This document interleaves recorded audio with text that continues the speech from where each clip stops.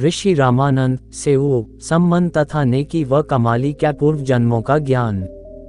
ऋषि रामानंद जी का जीव सत्ययुग में विद्याधर ब्राह्मण था जिसे परमेश्वर सतसुकत नाम से मिले थे। परमेश्वर की परवरिश की लीला इन्हीं के घर पर हुई थी।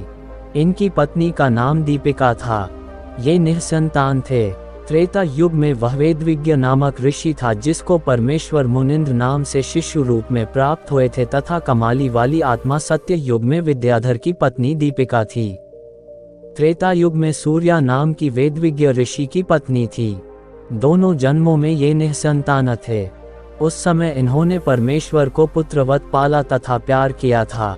उसी पुण्य के कारण ये आत्माएं परमात्मा को चाहने वाली थी। कलयुग में भी इनका परमेश्वर के प्रति अटूट विश्वास था। ऋषि रामानंद व कमाली वाली आत्माएं ही सत्ययुग में ब्राह्मण विद्याधर तथा ब्राह्मणी दीपिका वाली आत्माएं थी। आयु 60 वर्ष हो चुकी थी। निःसंतान थे। उनको ससुराल से आते समय कबीर परमेश्वर एक तालाब में कमल के फूल पर शिशु रूप में मिले थे।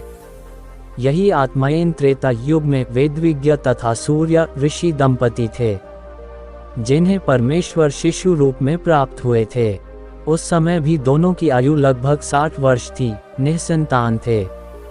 संबंध तथा नेकी वाली आत्माएं द्वापर युग में कालू वाल्मीकि तथा उसकी पत्नी गोदावरी थी जिन्होंने द्वापर युग में परमेश्वर कबीर जी का शिशु रूप में लालन पालन किया था। उसी पुण्य के फल स्वरूप परमेश्वर ने उन्हें अपनी शरण में लिया था। सेऊ शिव वाली आत्मा द्वापर में ही एक गंगेश्वर नामक ब्राह्मण का पुत्र गणेश था जिसने अपने पिता के घोर विरोध के पश्चात भी मेरे कबीर जी अर्थात करुणामय के उपदेश को नहीं त्यागा था तथा गंगेश्वर ब्राह्मण वाली आत्मा कलयुग में शेख तकी बना। वह द्वापर युग से ही परमेश्वर का विरोधी था। गंगेश्वर वाली आत्मा शेख तकी को काल ब्रह्म ने फिर से प्रेरित किया जिस कारण से शेख तर्की गंगेश्वर परमेश्वर कबीर जी का शत्रु बना। भक्त गणेश श्री कालू तथा गोदावरी को माता पिता तुल्य सम्मान करता था। रो रो कर कहता था काश आज मेरा जन्म आप वाल्मीकि के घर होता।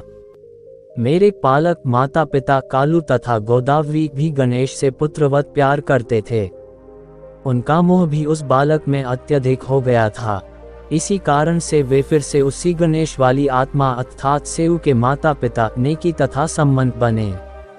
संबंध की आत्मा ही नौशरखा शहर में दो नाजा बना। फिर बलक बुखारे का बादशाह इब्राहिम अधम सुल्तान हुआ तब उसको पुनः भक्ति पर लगाया।